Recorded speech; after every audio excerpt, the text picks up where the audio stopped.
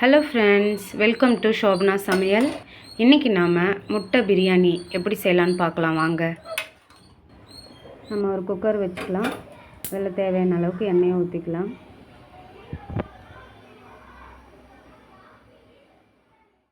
பட்டை, ஏலக்காய், கிராம்பு, பிரிஞ்சி இலை இதை போட்டுக்கலாம். 2 ஸ்பூன் எண்ணெயும் ஊற்றிக்கலாம். கட் பண்ணி வச்சுருக்கிற வெங்காயத்தையும் நம்ம போட்டு நல்லா வதக்கிக்கலாம்.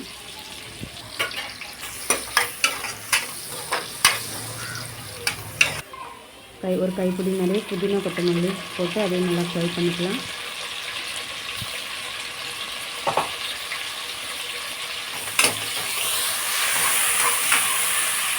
ஒரு ஸ்பூன் வெறுமிளகாத்தூள் போட்டுக்கலாம். போட்டுட்டு அதையும் நல்லா ஃப்ரை பண்ணிக்கலாம்.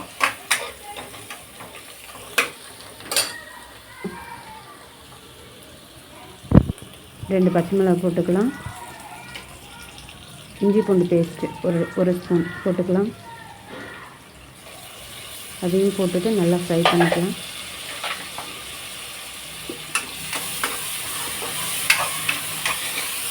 சின்ன சைஸ் தக்காளி 2 தக்காளி போட்டுக்கலாம். போட்டுட்டு அதையும் நல்லா வதக்கி விட்டுக்கலாம்.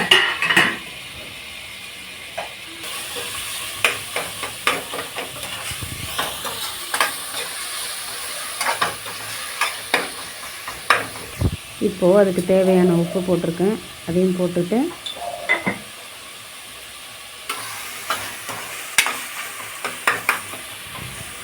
தயிர் ஊற்றிக்கலாம். தேவையான அளவுக்கு தயிர் ஊற்றிட்டு நல்லா வதக்கிக்கலாம். இப்போது ஒரு முட்டையை நம்ம உடைச்சி ஊற்றிக்கலாம். இதில் 4 முட்டை யூஸ் பண்ணியிருக்கேன்.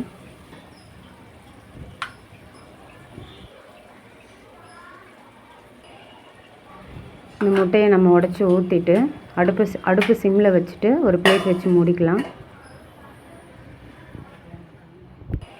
முட்டை முக்கால்வாசி வெந்துட்ட பிறகு அதை அப்படியே திருப்பி போட்டுக்கலாம்.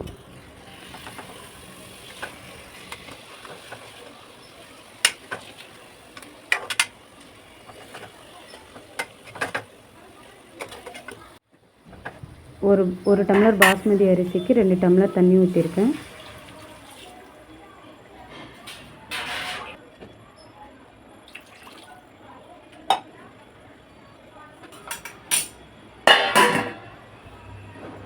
அது நல்லா கொதிச்ச பிறகு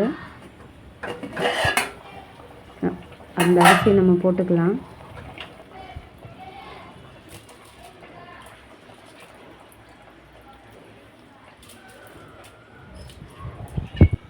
அரிசியை போட்டுட்டு ரொம்ப நம்ம கிண்டக்கூடாது.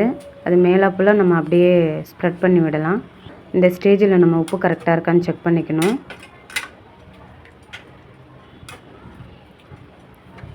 செக் பண்ணிவிட்டு நம்ம குக்கர் மூடி வச்சு மூடிடலாம். இப்போது சூப்பரான நம்மளுக்கு முட்டை பிரியாணி ரெடி ஆயிடுச்சுங்க. அவ்வளோதாங்க. இதுக்கு நான் ஒரு விசில் போதும். சூப்பரான முட்டை பிரியாணி ரெடி ஆயிடுச்சு. இது நம்ம சண்டே சாப்பிட்றதுக்கு ஒரு நல்ல ரெசிபி. இது பிடிச்சிருந்தால் கமெண்ட் பண்ணுங்கள். நெக்ஸ்ட்டு வேறு ஒரு ரெசிப்பியில் நம்ம பார்க்கலாம். தேங்க்யூ ஃபார் வாட்சிங்.